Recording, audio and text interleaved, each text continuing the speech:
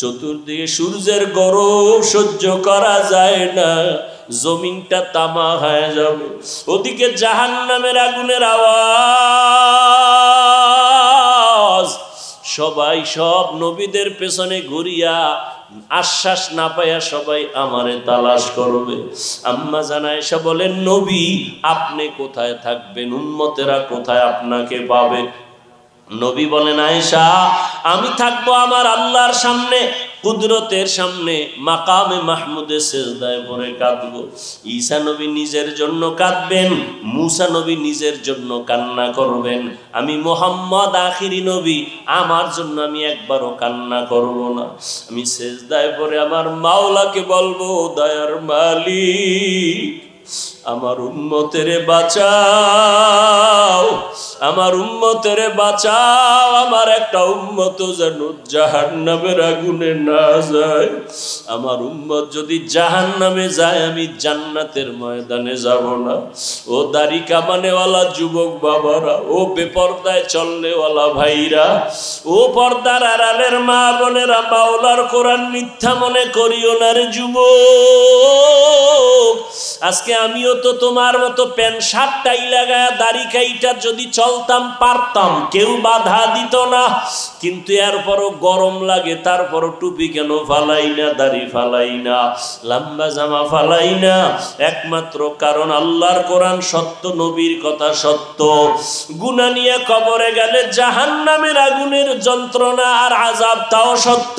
হাসরের ময়দানে গুনাহগারের অবস্থাটা বড় কঠিন হবে। আল্লাহ বলবেন রাগান্বিত আওয়াজ দিয়া, ও জাহান্নামের ফেরেশতারা, এই বেনামাজি গুনাহগারের জাহান্নামের শিকল লাগাইয়া ধরো, জাহান্নামের আগুনেকে ফালাইয়া দাও। দুনিয়াতে গরম সইতে পারি না, জাহান্নামের গরম কেমনে সহ্য করব রে বাবা? মনটারে বুঝাইয়া তওবা করো, আল্লাহকে মনে মনে বলো, আল্লাহ আর দাড়ি কাটবো না, নামাজ ছাড়বো না, বেপরদায় চলবো না, মা বাবারে কষ্ট দিব না, আলেম ওলামাদের বিরোধিতা করব না, নবীর তরিকায় চলবো। এখন থেকে তওবা করে নাও। আমার মায়ার নবী উম্মতের মায়ায় পড়ে কাঁদেন। ওই জাহান্নামের আযাবের ভয় যদি থাকে এখনো সময় আছে, তওবা করো। ও যুবক, মা বাবা থাকলে দোয়া নিও। মা বাবার দোয়া ছাড়া তুমি লেখাপড়ায় পাশ করতে পারবা না, সম্মানের চেয়ারে বসতে পারবা না। আজকে এই চেয়ারে বসছি মা বাবার দোয়া আর চোখের পানির কারণে। তুমি আজকে টাকার মালিক, বাড়ির মালিক, মা বাবার চোখের পানি আর দোয়ার কারণে। ওই মা বাবারে যারা ভুলিয়ে গেছো, ওরে কত সন্তানেরা মা হারায়া কাঁদে, বাবা হারায়া কাঁদে। করোনায় হারাইলো, আগুনে পুড়িয়া কত মা চলে গেল, বাবা চলে গেল। সন্তানেরা আর আব্বু বলে ডাকতে পারে না, আম্মু বলে ডাক দিতে পারে না। এই বন্যায় কত মা চলে গেল, কত বাবা চলে গেল। ও আল্লাহর বান্দারা, ও যুবক বাবারা, যাদের মা এখনো বেঁচে আছে, বাবা আছে, গিয়া দোয়া নিও। ঘরে গিয়া মাকে বলিও, মা আমি মনের রাগে কত খারাপ কথা তোমার সাথে বলেছি, তুমি হয়তো মাঝে মাঝে কষ্ট পাইয়া কান্না করেছো। আজকে আমি ওয়াজের প্যান্ডেলে তওবা করে আসছি, আর তোমাকে কষ্ট দিব না, বেয়াদবি করব না। মা তুমি আমাকে একটু দোয়া করিয়া দাও। আমি লেখাপড়া করে আদর্শ মানুষ হব, ডাক্তার হব, ইঞ্জিনিয়ার হব। আমি ওলামায়ে কেরামের দোয়া নিয়ে, পরামর্শ নিয়ে চলবো, নবীর তরিকার বাইরে চলবো না। মা যদি মাথায় হাত দিয়া দোয়া করে, তোমার কপাল খুলিয়া যাবে। আর যার মা দুনিয়ায় নাই, কবরের কিনারায় যাইয়া দোয়া করিও, বাবার জন্য দোয়া করিও। ওই মা বাবা তোমার আমার জন্য জীবনটা শেষ করে দিয়েছেন। আজকে তোমার ঘরের ভিতরে ফ্রিজ ভরা মাছ, কত ফল, অথচ মা বাবা এমন এক সময় গেছে মাছ খাইতে চাইছে, কেনার মতো টাকা পায় নাই। ফল খাইতে চাইছে, কেনার মতো টাকা ছিল না। আজকে তোমার ঘরে ফলের অভাব নাই, মাছের অভাব নাই। কি লাভ হবে? ওই মা বাবায় তো সাদা কাপড়ের প্যাকেটে কবরে পড়ে আছে। ওই মা বাবারে তো আর চাইলেও মাছ দিতে পারবা না, ফল দিতে পারবা না। একটু জবান খুলিয়া দোয়া করিও আর চোখের পানি সারিয়া কাঁদিও। আর আমার আল্লাহকে বলিও, আল্লাহ আমার বাবারে তুমি মাফ করিয়া দাও, আমার মাকে মাফ করে দাও, জীবনে যত বেয়াদবি করেছি মাফ করে দাও। ও আল্লাহর বান্দা, জানি না কার অন্তর তৈরি হয়ে গেল তওবার জন্য। কেউ তওবা নসিব হবে, তারা তওবা করে আর নামাজ ছাড়বে না, দাড়ি কাটবে না, বেপরদায় চলবে না, মা বাবাকে কষ্ট দিবে না। আর একদল নিমক হারাম কপাল পোড়া আছে, হাজারো বয়ানে দিল নরম হবে না, চোখে পানি আসবে না। মায়ের সাথে বেয়াদবি করেছো, এই জন্য কপাল খারাপ হয়ে গেছে। আল্লাহর সাথে জুলুমের নাম শিরক। জুলুম করলে শাস্তি হবে মরার আগে, পড়ে না। নিজের সাথে জুলুম, অন্যের সাথে জুলুম, ভাইয়ের সাথে ভাই হইয়া জুলুম করেছ, লিখে রাখ শাস্তি হবে মরার আগে। ভাই হইয়া বোনের উপরে জুলুম করেছো, বোনের হক আদায় করো না, শাস্তি হবে মরার আগে। খালি আওয়ামী লীগের চিন্তা করো, তোমার জুলুমের হিসাবের চিন্তা করো না।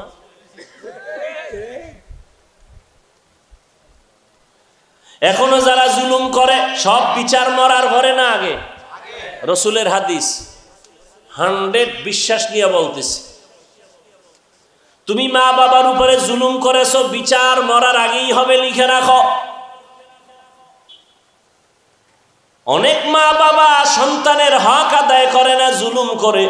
5 মাইয়া পোলার সম্পদ একটারে দিয়ে দেয় গোপনে, এরকম আব্বা আছে না নাই? মরার আগে বিচার হবে। আসলে বিচার হয়, আমরা টের পাই না। কোনো অন্যায় নাই, হঠাৎ করে আমার বাচ্চাটার পাও ভাঙলো কেন? কয় তুই জুলুম করছো, তার বিচার শুরু। দোকানে আগুন লাগছে কেন? কয় জুলুম করছো, তার বিচার শুরু। ও যুবক, বারবার বারবার যুবকের আমি টার্গেট করে কথা বলি কেন? আমার নবী বলেছেন যুবকের দ্বারা মুহাম্মদের উপকার হয়েছে। আর এই জমিনে যুবকরাই এই জাতির পরিবর্তন নিয়ে আসবে। ও পর্দার আড়ালের আম্মা জানেরা, আপনাদের সন্তানগুলোর আদর্শ চরিত্র ভালো হতে হবে। একটা যুবকের আদর্শ দ্বারা সম্ভব গোটা দুনিয়াকে সুন্দর করা। আকাশেতে লক্ষ তারা, এক চাঁদের আলো। লক্ষ মানুষ থেকে একজন আল্লাহর প্রিয় বান্দা বান্দি ভালো। ও আল্লাহর গোলাম, আমি যে আপনাদের যত বয়ান দিয়ে বুঝাইতে চাই, আপনারা কি বুঝতেছেন আমি জানি না, বুঝি না। আমি কি বুঝাইতে চাই, স্কুলে যারা পড়েন, আমি কিন্তু এখানে কাউকে হুজুর বানাবার বয়ান করি না। আমি আপনাদের আমার মতো দাড়িওয়ালা পাগড়িওয়ালা বানাবার বয়ান করি নাই। আমি কিন্তু আপনাদের স্কুল থেকে মাদ্রাসায় ঢুকার পরামর্শ একবারও দেই না। আমি আপনাদের বয়ান দিয়ে বুঝাইতে চাই, স্কুলে পড়ো আলহামদুলিল্লাহ, কলেজে যারা পড়ো আলহামদুলিল্লাহ, চাকরি করো বাধা নাই, ব্যবসা করো বাধা নাই, চরিত্রটা সুন্দর করো, জীবনটা সফল করো, মা বাবার দোয়া নিয়ে চলো, ওলামায়ে কেরামের পরামর্শ নিয়ে চলো। তুমি ডাক্তার হলেও তোমার জীবনটা সফল। ও আল্লাহর বান্দারা, এজন্য লাগবে আল্লাহর ভয়। আল্লাহর ভয়ের মূল অর্থ হলো গুনাহ থেকে নিজেকে বাঁচাও। চোখের গুনাহ থেকে চোখের হেফাজত করো, হাতের গুনাহ থেকে হাতকে বাঁচাও। এই আঙ্গুল দিয়া কত বিরোধিতা করছো আর লেখছো, আঙ্গুলের সোজা করে আমার মাওলারে বলো, আল্লাহ না বুঝা আলেমের বিরুদ্ধে লেখছি, আর কোনোদিন লেখবো না। আমার লেখার দ্বারা তো আলেমের ক্ষতি হয় না, উল্টা আমারই ক্ষতি হয়, গুনাহ হয়, মানুষ আমারে খারাপ জানে। এই চক্ষু দ্বারা কত বেগা ঠিকানার দিয়ে তাকাইলাম, আব্বা আম্মার দিয়ে তাকাইলে সওয়াব, মা বাবার দিয়ে ভালো নজরে তাকাই নাই। ও আল্লাহ, তোমার কোরআন দেখবো সওয়াব, একবারও তোমার কোরআনটা দেখতে পারি নাই। ও আল্লাহ, মাফ করে দাও, এই চোখের দ্বারা আর গুনাহ দেখবো না, নেক দেখবো, সওয়াবের আমল দেখবো। ও আল্লাহ, এই জবানের দ্বারা কত গালি দিছি আমার ভাই বোন আপনজনেরে, আজকে থেকে আর গালি দিব না, নবীর তরিকার মানিয়ে চলবো, সুন্নত অনুযায়ী চলবো। ও দুনিয়ার যুবক বাবারা, এই দুনিয়াতে যত যুবকের সুন্দর ইতিহাস দেখো, সবার পেছনে একমাত্র পুঁজি হলো সুন্দর চরিত্র। আল্লাহর বান্দা যুবক মানুষ বিয়ার বয়স পার হয়ে গেছে, বিয়া করে না।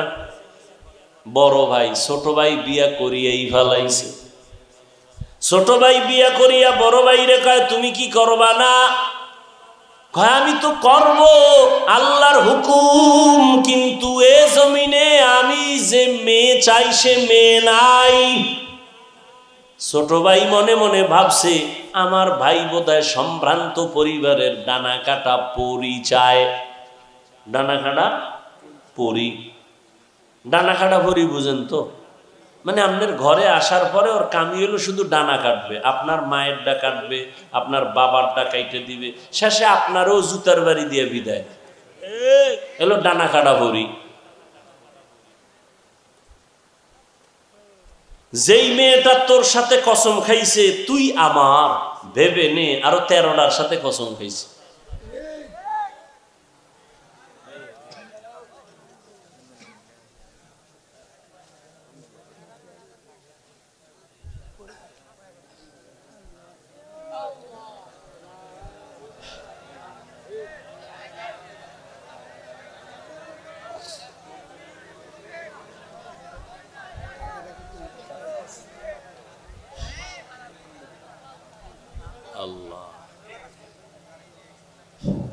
এই পালায় যান কেন? এটা তো ভালো অভ্যাস না। গেলে আপনি বুক ফুলাইয়া সবার সামনে দিয়ে যাবেন, বাতি নাই চলে গেলেন, এটা আওয়ামী লীগের মতো একটা চরিত্র দেখাইলেন, এটা একটা কাম করলেন।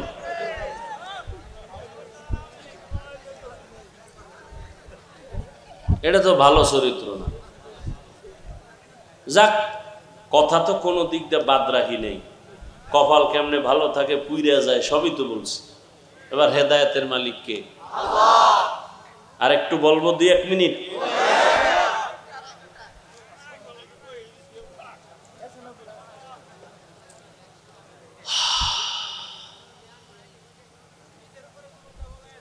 ও আল্লাহর বান্দারা, আল্লাহর সাথে জুলুম হলো শিরিক। এক আল্লাহ আছেন, তিনি রিজিকের মালিক, আর কেউ রিজিকের মালিক নাই। তিনি হায়াতের মালিক, আর কেউ হায়াতের মালিক নাই। তিনি সম্মান দেয়ার মালিক, আর কেউ সম্মান দেয়ার মালিক নাই। যদি কেউ মনে করে অন্য কেউ সম্মান দিতে পারে, রিজিক দিতে পারে, মনে করার নাম শিরিক। যারা মনে করবে তাদের নাম মুশরিক। আল্লাহ কোরআনে বলেন, মুশরিকদের জন্য জান্নাত হারাম। ওমাই ইউশরিক বিল্লাহ ফাকাদ হাররামাল্লাহু আলাইহিল জান্নাহ। এরে নবীর উম্মতের দল, নিজের সাথে জুলুম মানি, ওই যে একটু আগেই হাদিস দিয়া বয়ান করে দিছে, এটা যেই কাজের জন্য আল্লাহ হাত বানাইছেন ওই কাজে হাত ব্যবহার না করা হাতের জুলুম। যেই কাজের জন্য আল্লাহ চোখ বানাইছেন ওই কাজে চোখ ব্যবহার না করার নাম চোখের জুলুম। অন্তর দিয়া যেই কল্পনা করতে আল্লাহ বলেছেন এর বিপরীত লাইনে কল্পনা করার নাম অন্তরের জুলুম। কিয়ামতের ময়দানে অন্তরেরও বিচার আমার আল্লাহ করবেন। কোরআনের ঘোষণা, ইন্নাস সামআ ওয়াল বাসারা ওয়াল ফুআদ কুল্লু উলাইকা কানা আনহু মাসউলা। ও যুবক বাবারা, বৃদ্ধ বাবাজিরা, পর্দার আড়ালের আম্মা জানেরা, বোনেরা, কয়দিন আর দুনিয়াতে বাঁচবা? ও বাবাজি, এখনো সময় আছে, তওবা করেন, আল্লাহর মহব্বত আর ভয় অন্তরে জমা করেন। অন্যের সাথে জুলুম মানি, একটা বিড়ালের সাথে জুলুম করলো, বিচার হবে মরার আগে। ও আল্লাহর বান্দা, ঘটনাটা বলতেছিলাম, বড় ভাই বিবাহ করে না কেন, মেয়ে পায় না। ছোট ভাই ভাবলো সম্ভ্রান্ত পরিবারের মেয়ে চায়, ডানা কাটা ভরি। খোঁজ খবর নিয়া একবারের মেয়ে ঠিক করে রাখা, ভাই তোমার জন্য একটা ভালো মেয়ে পাইছি। বলে কি ভাই, এমন লেখাপড়া করে ভার্সিটিতে, কথার কথা এরকম লেখাপড়া করে, বাবার টাকার অভাব নাই, পয়সার অভাব নাই। বড় ভাই কয়, এমন মাইয়া আমি চাই না। কথা, চাও কি, বিয়া করবা না করবা না, এটা স্পষ্ট করো। না করুম। কথা, কেমন মাইয়া চাও? এবার বড় ভাই নিঃশ্বাস ছাড়িয়া কয়, আমি এমন একটা মেয়ে চাই যেই মেয়েটা আমার ঘরে এসে, যুবক ভালো করে শুন, বড় ভাই বলে, এমন একটা মেয়ে আমার বউ বানাইয়া ঘরে আনতে চাই যেই মেয়েটা আমার ডান হাতটা ধইরা আমাকে জান্নাতের মধ্যে ঢুকাইয়া দিবে। ছোট ভাই কয়, তোর কপালে বিয়া নাই, এমন মেয়ে পাবিও না, বিয়া হবে না। বড় ভাই ডাক দিয়া কয়, ছোট ভাই শুনো, আমার আল্লাহ যদি কবুল করেন, একদিন আগে পরে কপাল খুলে যাবে। ঠিকই আল্লাহ রাস্তা খুলতেছেন, কারণ ও নামাজ পড়ে দোয়া করে, আল্লাহ নেককারিনী স্ত্রী দিও। এক হাতে তালি বাজে না, বিনা বাতাসে পানি নড়াচড়া করে না। স্বামী আর স্ত্রী যদি এক মনের না হয়, ওই সংসারে ফুলের বাগান হয় না। আল্লাহর বান্দা দোয়া করে, হঠাৎ করে খবর আসছে পার্শ্ববর্তী এলাকায় একজন বুজুর্গ আল্লাহওয়ালা আসছে, দোয়া করায়, সবাই দোয়া চায় তার কাছে। যুবক ছেলেটা চলে গেল আল্লাহওয়ালার কাছে, গিয়া ফজরের নামাজের সময় হাজির। হুজুর, আমি অমুক এলাকার সন্তান, আমার কপালে কোনো মেয়ে পাই না, দোয়া করবেন। আমি এমন একটা মেয়ে চাই যে আমার হাত ধরে আমাকে জান্নাতে নিয়ে যাবে, এমন একটা মেয়ে যেন আল্লাহ মিলায় দেয়, আপনি একটু দোয়া করবেন। বলে, এটা কেমনে সম্ভব? হুজুর দোয়া করবেন। হঠাৎ করে কথা বলতে না বলতে জানালার বাহির থেকে একটা মেয়ের কণ্ঠ ভেসে আসলো। মেয়েটা ডাক দিয়া কয়, সালামু আলাইকুম। ওয়া আলাইকুম আসসালাম। হুজুর, আমি এক অসহায় নারী, একটা যুবতী মেয়ে, আপনার থেকে একটু দোয়ার জন্য আসছি, ভালো বিবাহের কোনো পাত্র যেন হয়। এবার আল্লাহর ওলি কয়, মা তুমি কেমন স্বামী চাও? বলে, আমি এমন একটা ছেলে চাই যে আমার স্বামী হইয়া আমার হাত ধরে আমাকে জান্নাতের মধ্যে ঢুকায় দিবে। এই যুবক, কিসসা কাহিনীর ওয়াজ ভাল লাগে? বাংলাদেশের মানুষ এডি ভালো পায়, এডি ভালো পায়। এই যত বয়ান করছি না, এখন যদি বয়ানটা ছাইরা দেই, কই হুজুর ঘটনাটা শেষ করে এরপরে যান। কথা ঠিক নেই? আমি এক বয়ানে বলছিলাম, কোরআন শরীফ হলো পৃথিবীর কিসসা কাহিনীর বড় কিতাবের নাম কোরআন। ওগুলো বুঝাবার সময় আমার হাতে নাই। ওলামায়ে কেরাম ভালো করে জানেন, কোরআন শরীফে গরুর কিসসা নাই। এরা কি কয় কোরআন হাদিসে কিচ্ছা কাহিনীর? কোরআন হাদিসে 2000-এর উপরে আয়াত আছে শুধু কিচ্ছা কাহিনী। বাঘের কিচ্ছা আছে কোরআন শরীফে, হাতির কিচ্ছা আছে কোরআন শরীফে, পিপিলিকার কিচ্ছা আছে কোরআন শরীফে, কিচ্ছা নেই। তুমি আসলে কোরআন সম্পর্কে জানো না, তোমার অন্তরে ভরা হিংসার, কিচ্ছু না। এবার যুবকও চায় এমন একটা মেয়ে যে মেয়ে জান্নাতে ঢুকাবে, যুবতীও চায় এমন একটা স্বামী যে জান্নাতে ঢুকাবে। এবার মন মতো মিলছে না মিলে নাই? হুজুর মাঝখানে থাইকা বিবাহের বন্ধন তৈরি করে দিলেন। আজকে বাসায় যাইয়া যুবকদের বলি, গুগলে সার্চ দিবি, এই ঘটনা ওখানে পাবি। আজকে বলে দিব শেষে। এইবার বিয়া হয়ে গেছে, স্বামীর মন চাইছে এমন একজন বিবি হবে আমার যে আমাকে জান্নাতের পথে পথ প্রদর্শন করবে, আমার পথে অন্যায়ের পথে বাধা হয়ে যাবে। আবার স্ত্রীও চাইছে আমার স্বামী আমার জান্নাতের পথে সহায়ক হবে। এই দুইজনে মিলিয়া সংসার শুরু। দুইজনে কষ্ট করে সংসার চালায়, স্বামীও সহযোগিতা করে স্ত্রীর, স্ত্রীও সহযোগিতা করে স্বামীর। স্বামী মাসে যা কামাই করে স্ত্রী তা আমানতের সাথে রাখে, এই যা পায় তা দিয়েই সংসার চালায়। বেশি আসলে প্রশ্ন করে বেতন কত, কয় 10 টাকা। 11 টাকা আসলো কেন, 1 টাকা কোথার থেকে আসলো? একটা লামসাম জবাব দিয়েছে স্ত্রী, স্বামী জবাব দিল পরের মাসে আবার 2 টাকা বেশি। বেশি কেন জবাব দাও? এইভাবে প্রত্যেকটা আম্মা জানেরা স্বামীকে যদি মাসে মাসে দইরা কয় 20,000 টাকা বেতন, 21,000 আসলো কেন, এইভাবে জবাব যদি চায়, কোনো আল্লাহর বান্দা হারাম টাকা ঘরে ঢুকাইতে পারবে না। আম্মা জানেরা চাইবো, আম্মা জানারও খুশি, আরো দাও কি? আর আম্মা জান চাইবে না কেন? তুমি না আম্মা জানের আনছো, টেলিভিশন দাও, হুন্ডা দাও, গুন্ডা দাও, বিদেশে যাওয়ার ভিসা দাও। তুমিও কম কারাও নাই, তুমিও পায়খানা কম খাও নাই, যৌতুক নামের পায়খানা। এদের মতো ইতর পৃথিবীতে আর কেউ যৌতুক এই এলাকায় নাই। আল্লাহ হেদায়েত দান করুন। যারা যৌতুক নেয় এরা জালেম।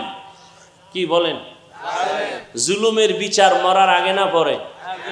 লিখে রাখেন। যৌতুক যারা দেয় তারাও জালেম, যৌতুক যারা নেয় তারাও জালেম। যৌতুক আল্লাহর আইনেও হারাম, দুনিয়ার আইনেও হারাম, অবৈধ। ও যুবক, তোমার হাত আছে, কামাই করে নিজে খাও, বউরে খাওয়াও, আপনজন রে খাওয়াও। তুমি শ্বশুর বাড়ির থেকে ভিক্ষা করে আনবা কেন? তুমি একটা প্রতিজ্ঞাবদ্ধ হও, কয় হুজুর আমি হইলে কি হইব, আব্বাই তো মান্নত করে লাইছে, অন্তে আনবেই। এই জন্য কোরআন শরীফের ৬৭ নম্বর আয়াত সূরা আহজাবে আছে, প্রত্যেকটা সন্তান মা বাবার বিরুদ্ধে আল্লাহর আদালতে মামলা দিবে। কোরআন শরীফে আছে।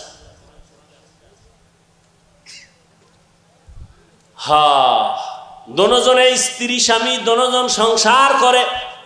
আজান হয়ে গেছে, যত কাজ। ফজরের সময় স্ত্রী যদি আগে উঠে স্বামীরে ডাকে নামাজের সময় নামাজ পড়ো, স্বামী যদি উঠে আগে স্ত্রীকে ডাক দেয় নামাজের সময় নামাজ পড়ো। এইভাবে যদি সংসার চলে, ওই সংসারে কোনোদিন অশান্তি হবে না।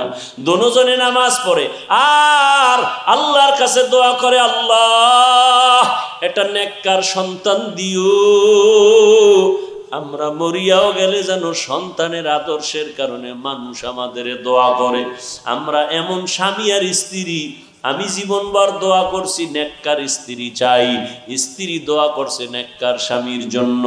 ও আল্লাহ তুমি আমাদের মিলায় দিছো, এখন একটা সন্তান চাই নেককার। দুইজনে কান্না কইরা দোয়া করছে, আল্লাহ এমন একটা সন্তান তাকে দান করছেন, যেই সন্তান আদর্শ নিয়ে বড় হইয়া জালেমদের হাত থেকে প্রথম কিবলা বাইতুল মুকাদ্দাসটাকে হস্তগত করে নিল, স্বাধীন করলো। এই একটা ছেলেই যথেষ্ট। গুগলে গিয়ে আজকে নাম দেখে ইতিহাস পড়, ওই ভাগ্যবান সন্তানের নাম হলো সৈয়দ সালাউদ্দিন আইয়ুবী রহমাতুল্লাহি আলাইহি। সালাউদ্দিন আইয়ুবীর নাম শুনছো? সালাহুদ্দিন, দ্বীনের পরিশুদ্ধকারী, ধর্মের পরিশুদ্ধকারী, বাইতুল মুকাদ্দাসকে স্বাধীন করেছে সালাউদ্দিন আইয়ুবী। গুগলে নাম দিয়া সার্চ দিয়া ইতিহাস পড়, সব লেখা আছে। বলছি না মোবাইল থেকে ভালো দিকটাও নেওয়া যায়, তুমি খারাপ দিকে যাও কেন? লাভ কি? রাত শেষ, কি দেখছো কি বলছো সব শেষ, চরিত্র কিছুই নাই। সালাউদ্দিন আইয়ুবীর মতো সন্তান কার পেটে আসছে এবার বুঝো তো। এরকম মায়ের পেটে আনোয়ার শাহ, খাজা মঈনুদ্দিন চিশতি, এরকম আদর্শ সন্তান আসবে সালাউদ্দিন আইয়ুবী। ও আল্লাহর বান্দারা, 800 বছর পর্যন্ত মুসলমানেরা স্পেন জমিনটাকে শাসন করেছে। তারেক বিন জিয়াদের মাধ্যমে হাতে নিল স্পেন জমিন। 800 বছর শাসন করেছে মুসলমান। আজকে সে স্পেনের খবর নাও, আজান মাইকে চলে না। ও যুবক বাবারা, মনটাকে বুঝাও, বালিশে মাথা লাগাইয়া যখন ঘুমাও মনেরে প্রশ্ন করিও, এই ঘুমটা তো জীবনের শেষ ঘুমও হইতে পারে। অনেকে ঘুমের ঘরেও তো মরে যায়। তুমি যদি মরো আল্লাহর কাছে কি জবাব দিবা? কবরে গিয়া কি বলবা? ও আল্লাহর বান্দারা, আমরা যা বলি আমার মাওলার কোরআন থেকে, নবীর হাদিস থেকে, একটু জবাব দাও যুবক বাবারা। আল্লাহর কোরআন সত্য না মিথ্যা?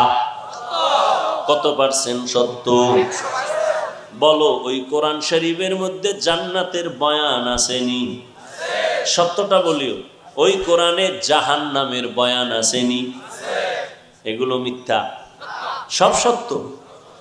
জাহান্নামে কে যাবে, জান্নাতে কারা যাবে তাও আল্লাহ বলছেন। ইন্নাল আবরারা লাফি নাঈম ওয়া ইন্নাল ফুজ্জারা লাফি জাহিম। নেক আমলওয়ালারা জান্নাতের পথিক, গুনাহগার যারা তারা জাহান্নামের পথিক। জান্নাতটা কেমন আরামের ঘর আল্লাহ তাও কোরআনে বয়ান করেছেন। এমন জান্নাত আল্লাহ নেক আমলওয়ালাকে দিবেন, যেই জান্নাতে কোনোদিন কেউ যুবক হইয়া ঢুকবে, কোনোদিন বুড়া হবে না। জান্নাতীদের গালে কোনোদিন দাড়ি আসবে না, কোনোদিন বাথরুমের ব্যাগ হবে না। শান্তি আর শান্তি আর শান্তি, নেক আমলওয়ালারা জান্নাত পাবে। ও যুবক বাবারা বলো, তোমার মতো যুবক স্কুল কলেজে পড়ে 5 বেলার নামাজি আছে না নাই? তুমি নিজের প্রশ্ন করো, তুমি কেন পারো না? তোমার কপাল কেন এত খারাপ? তোমার মতো যুবক আজকে র্যাব, আর্মি, পুলিশ, বিডিআরের চাকরি করে, নামাজি অভাব নাই। যুবক চাকরি করে, ব্যবসা করে, নদীর মধ্যে মাছ ধরে, নামাজ ছাড়ে না। তুমি কেন পারবা না? তোমার মতো যুবক আজকে তাকায় দেখো, রাস্তায় গাড়ি চালায়, নামাজের সময় নামাজ পড়ে বাদ দেয় না। বলো তুমি কেন নামাজটা পড়তে পারো না? তোমার মতো যুবক সন্তান জমিনে চাষাবাদ করে, আজান হলে গামছা বিছায় রাস্তায় নামাজ পড়ে ছাড়ে না। তুমি কেন নামাজ পড়তে পারো না? ও যুবক বাবা, তোমার মতো সন্তান স্কুল কলেজে পড়িয়াও মা বাবার খেদমত করে। দাড়িওয়ালা নামাজি অভাব নাই। ঢাকা বিশ্ববিদ্যালয়ে যাও, জাহাঙ্গীরনগর বিশ্ববিদ্যালয়ে গিয়া দেখো কত ছাত্র আছে লেখাপড়া করে, মাথায় পাগড়ি লাগানো, লম্বা দাড়ি, নামাজি নাই? পেছন দিক দিয়া তাকাইলে মনে হয় বাইতুল মুকাররমের খতিব, অথচ বান্দা ভালো করে আরবিও পড়তে পারে না। নামাজের সময় নামাজ পড়ে। পর্দার আড়ালের আম্মা জানেরা, আপনাদের মতো কত মা এই এলাকায় ঘুরলে এখনো পাওয়া যাবে 5 বেলার নামাজ পড়ে নাই। এরে আম্মা জানেরা, আপনারা কেন পারেন না? আপনাদের দাম কত তা জানেননি? আপনারা তো সাধারণ কোনো নারী না, আপনারা তো সাহাবায়ে কেরামদের স্ত্রীর মতো দামি, এমনকি নবীর মায়ের মতো আপনারা দামি। আম্মা জান খাদিজা রাদিয়াল্লাহু তাআলা আনহার মতো আপনারা দামি, ফাতেমা রাদিয়াল্লাহু আনহার মতো আপনারা দামি। এরে আম্মা জানেরা, আপনারা ঈসা নবীর মা মারিয়াম আলাইহাস সালামের মতো দামি, যেই মারিয়াম কিয়ামতের দিন আমার নবীর সাথে বিবাহের ব্যবস্থা হবে। ও আম্মা জানেরা, আপনারা তো হাফেজে কোরআনদের মা, আপনারা তো আলেম ওলামাদের মা, আপনাদের অনেক মূল্য, অনেক দাম আল্লাহ দিয়েছেন, নবী দিয়েছেন। দুনিয়াতে আর কেউ আপনাদের সম্মান দিতে পারে নাই। আপনি কি পারেন না একটা নেক আমলওয়ালা, নেক আদর্শ সন্তানের মা হয়ে কবরে যাবেন? আপনার সন্তান ডাক্তার হবে, তবে বেয়াদব যেন না হয়। ও মা, আপনার আদর্শ দিয়া সন্তানটাকে ইঞ্জিনিয়ার বানাবেন। মরিয়া গেল সন্তান আপনার জন্য কোরআন পড়ে দোয়া করবে, দুনিয়ার মানুষও দোয়া করবে। ওরে আম্মা জান, এখনো সময় আছে, তওবা করে নেন। ও বৃদ্ধ বাবাজিরা, আপনার মতো কত বুড়া মানুষ এত কষ্ট করিয়া লাঠি হাতে নিয়ে মসজিদে গিয়া 5 বেলার নামাজ পড়ে, অভাব নাই।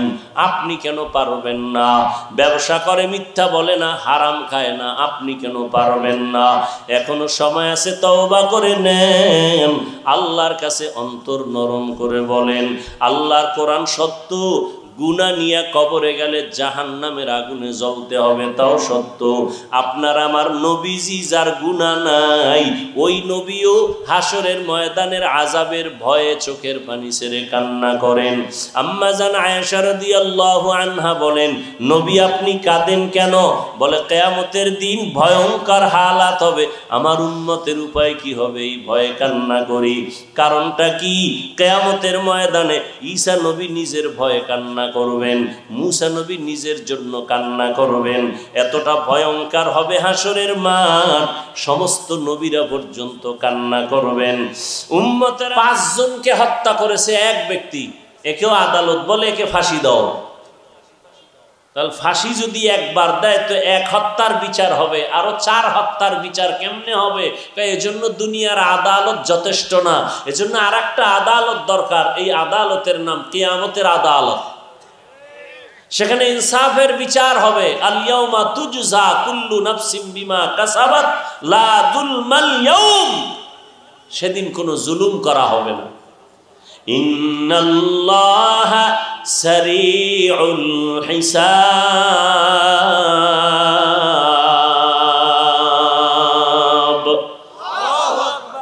আল্লাহ দ্রুত বিচার করে ফেলবেন।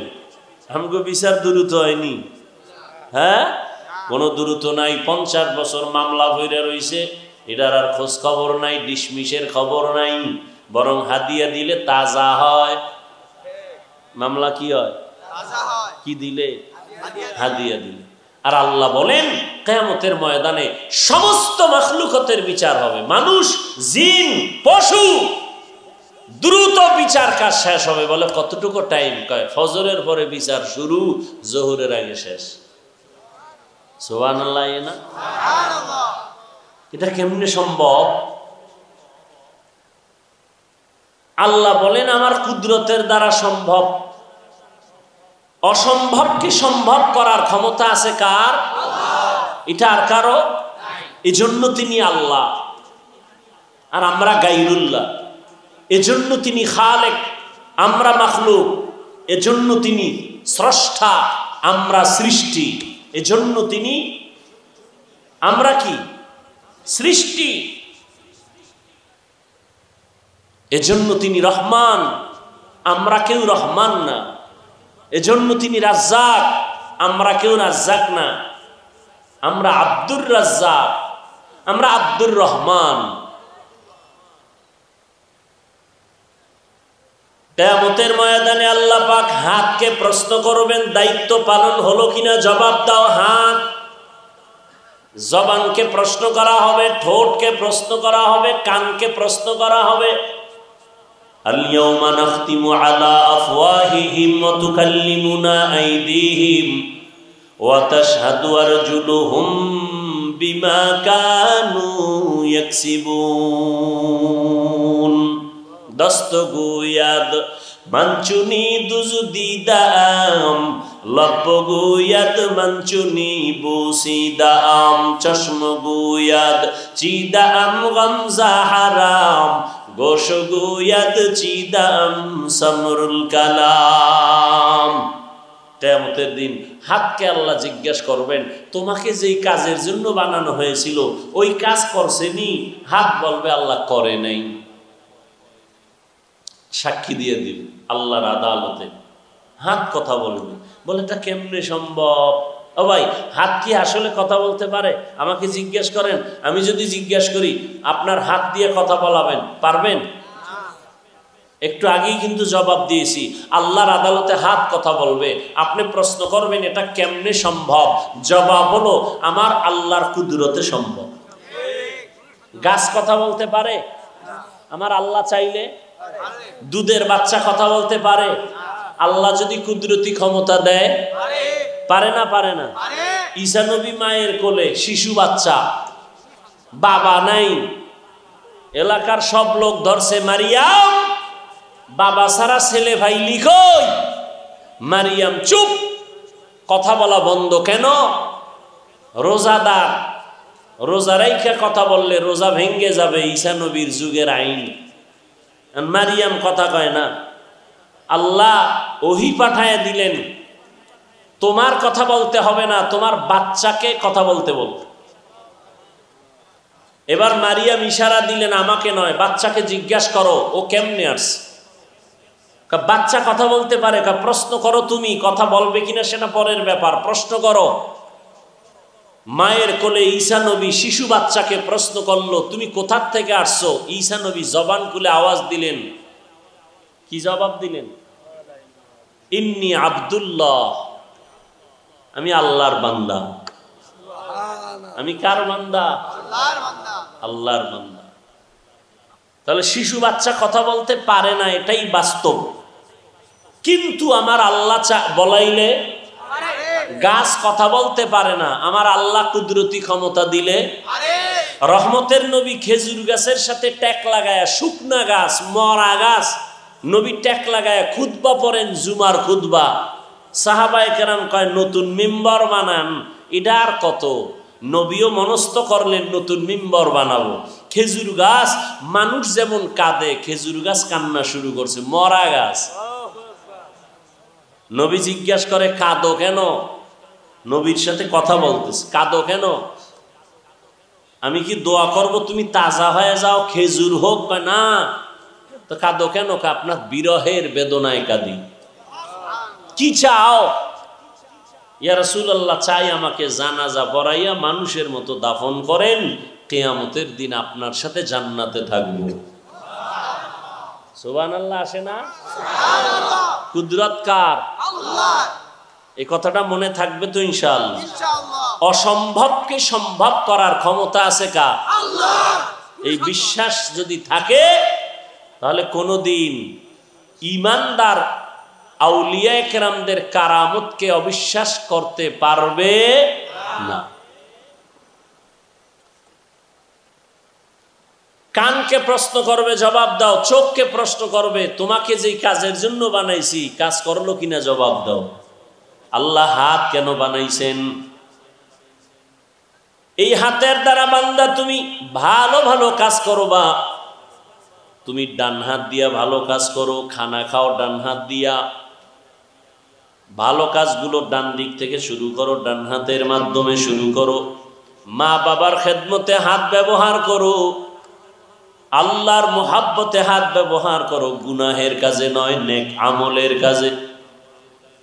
জবান আল্লাহ দিলেন, জবানের দ্বারা কোরআন তেলাওয়াত করো, তাসবিহ পড়ো, জিকির করো, দরুদ শরীফ পড়ো, মা বাবার সাথে সুন্দর ব্যবহার করো, ভালো আচরণ করো, শিক্ষকের সাথে ভালো আচরণ করো, মুরব্বীদের সাথে ভালো ব্যবহার করো, জবানের হক আদায় করো। চোখ দিয়া আল্লাহর ঘর বাইতুল্লাহর দিয়ে তাকাও, সওয়াব। মা বাবার দিয়ে তাকাও, সওয়াব। আল্লাহর মুহাব্বতে চোখ দিয়া কোরআন শরীফের দিয়ে তাকাও, তাতেও সওয়াব। কোরআন শরীফ খুইলা তাকায় দেখবেন, তাতেও কি? আপনি জীবনে পড়তে পারেন না, চেষ্টা করেন, কিন্তু তাকায় দেখবেন, তাতেও কি? সওয়াব।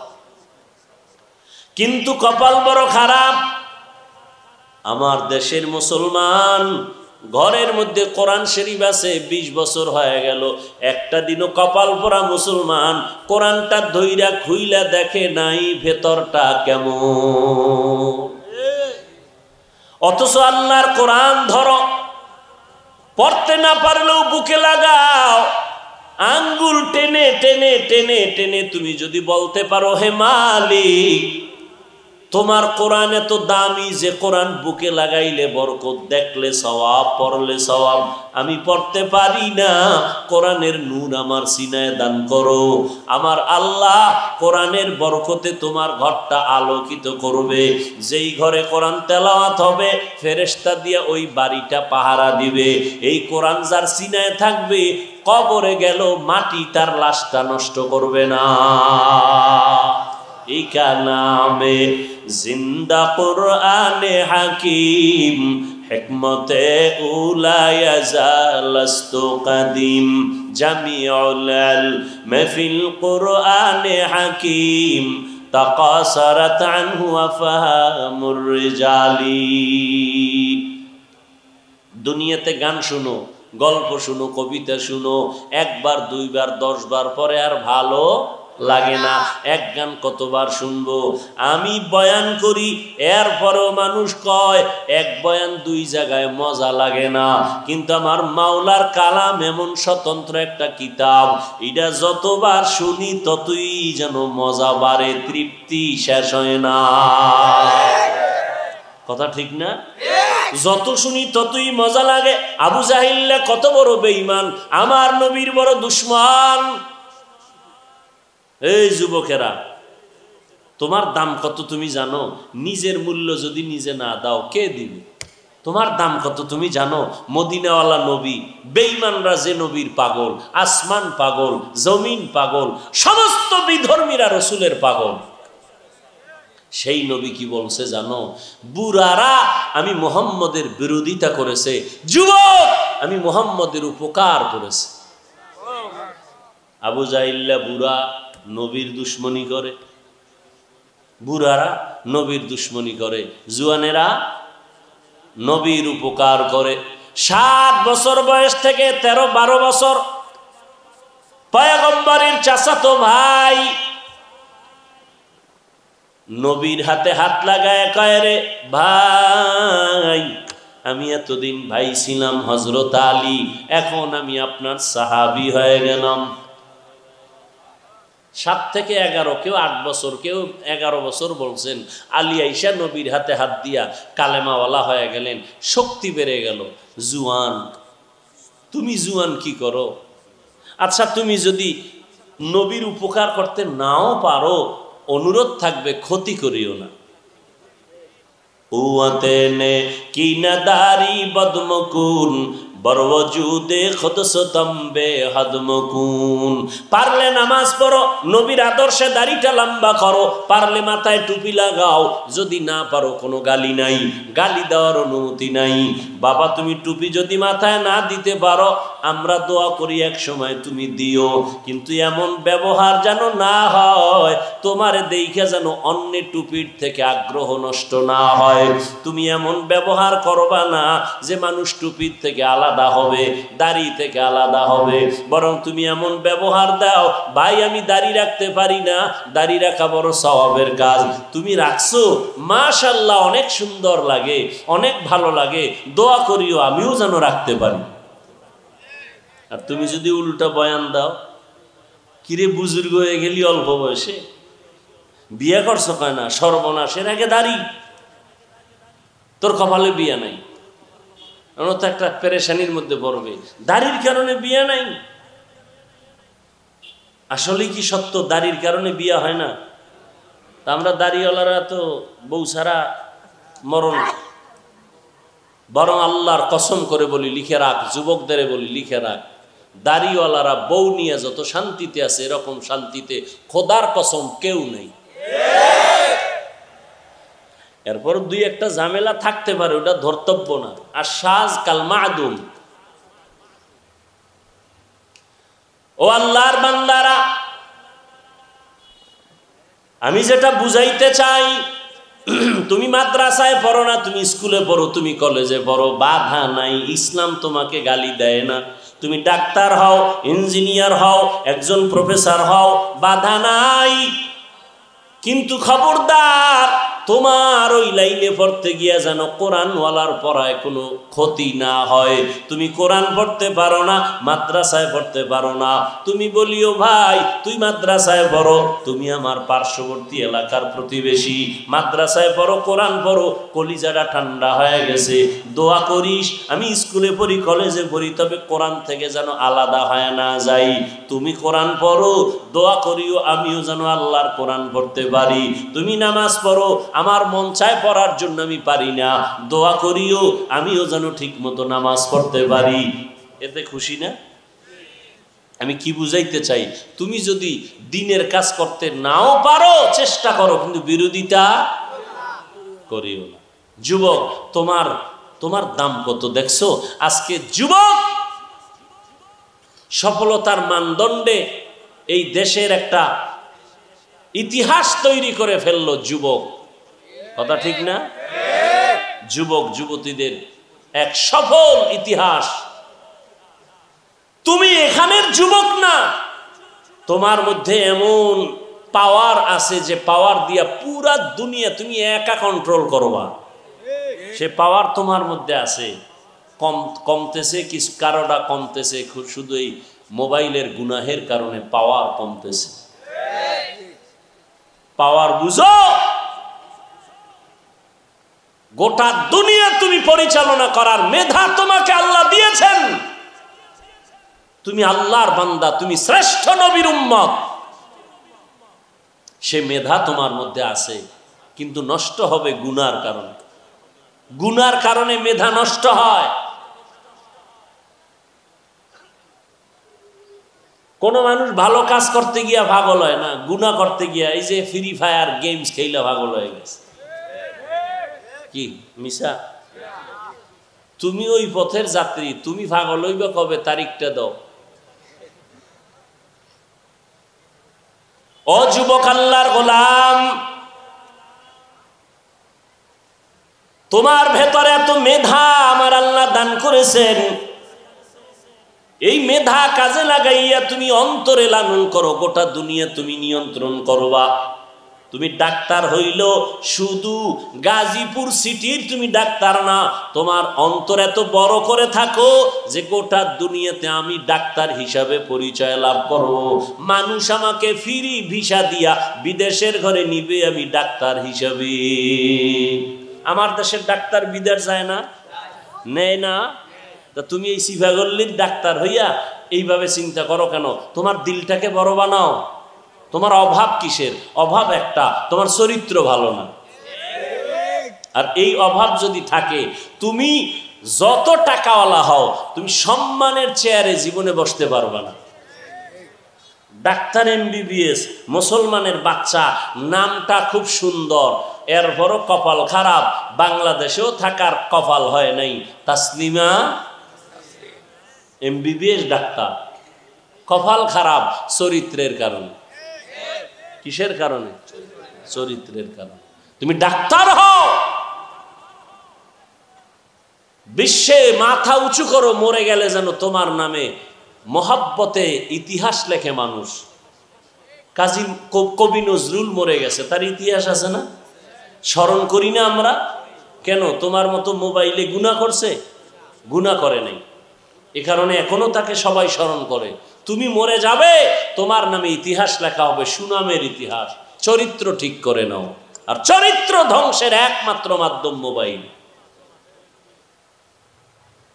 অথচ তুমি যদি মোবাইলেই সময় দাও, সুন্দর সময় দিতে পারো, জ্ঞান অর্জন করতে পারো, গুগলে ঢুকতে পারো, মানুষের এই স্ট্রাকচার কেমনে তৈরি হলো, চোখ কেমনে তৈরি হলো, ব্রেন কেমনে তৈরি হলো, গুগলে সার্চ দাও, এগুলো দেখো।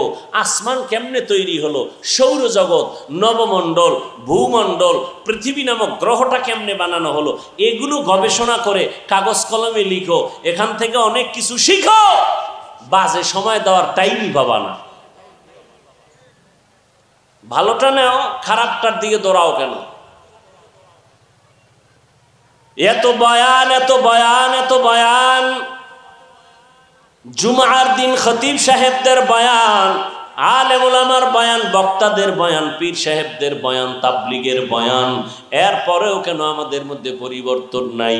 এর একমাত্র কারণ আমাদের মরণের চিন্তা নাই, জাহান্নামের ভয় নাই।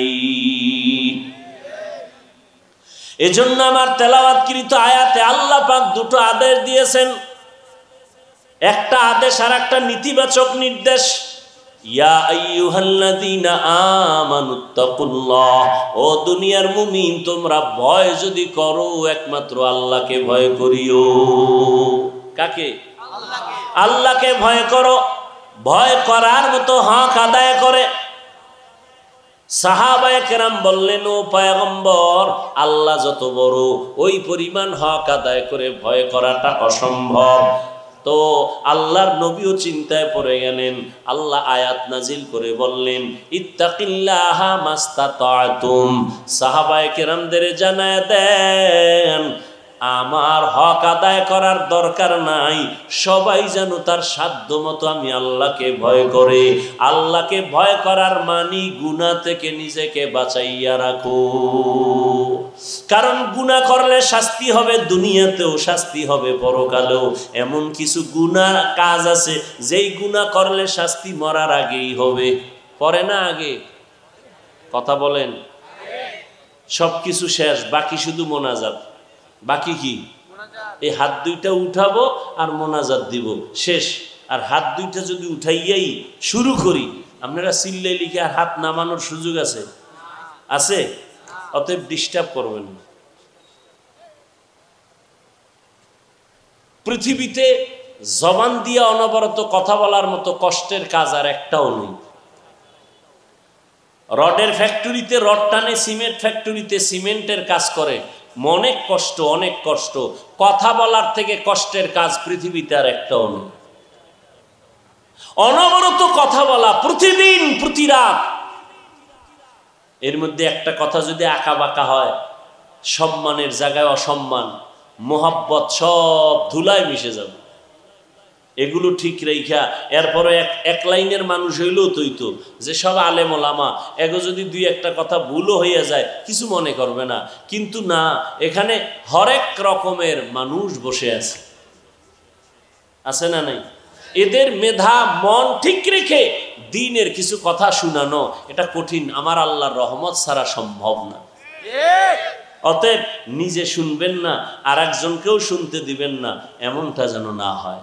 কথা বলতে অনেক কষ্ট হইতেছে, এরপরও বলতেছি মোহাব্বতে আপনাদের দ্বীনের নেসবতে আল্লাহ এ মজলিসকে কবুল করেন। এটি কফাল। কফাল বড় কঠিন জিনিস। অনেকে ওয়াজের দাওয়াত শুনছে, আসতে পারে নাই, কফাল। আবার অনেকে আসছে, প্যান্ডেলে ঢুকতে পারে নাই, এর কফাল। কই তারা? মহিলা প্যান্ডেলের তাওয়াফ করতেছে, কেউ দোকানপাটে গুনাহের কাজে আড্ডা করতেছে, কবিরা গুনাহ করতেছে, এর নাম কফাল। কেউ বসছে কিন্তু